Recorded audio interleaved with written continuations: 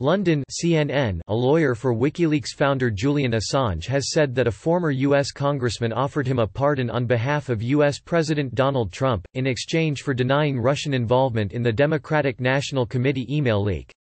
The White House and the congressman have strongly denied Trump's involvement in the matter.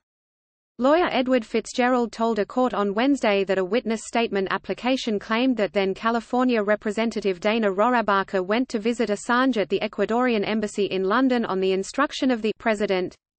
According to the statement described by Fitzgerald, Rohrabacher's mission was to offer Assange a U.S. pardon, if he would play ball by saying the Russians had nothing to do with the leak, an assertion Assange had previously made.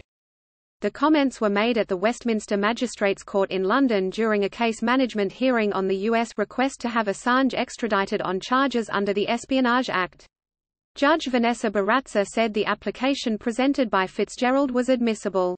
But in a statement released Wednesday, Rohrabacher said he had never spoken to Trump about Assange and that the visit was my own fact-finding mission.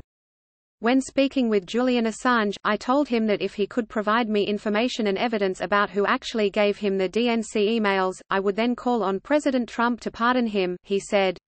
At no time did I offer a deal made by the president, nor did I say I was representing the president. White House Press Secretary Stephanie Grisham dismissed Fitzgerald's claim as a total lie. The president barely knows Dana Rohrabacher other than he's an ex-congressman. He's never spoken to him on this subject or almost any subject. It is a complete fabrication and a total lie. This is probably another never-ending hoax and total lie from the DNC, Grisham said in a statement to CNN on Wednesday.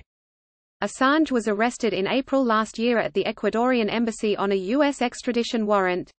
He faces 18 charges in the U.S. for his alleged role in encouraging, receiving and publishing national defense information.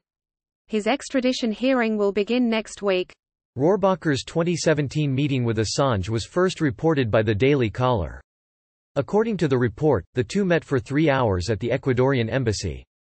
In 2018, Rohrabacher confirmed to CNN in an interview he had met with Assange and said he did not believe the Russians were behind the hack of the DNC.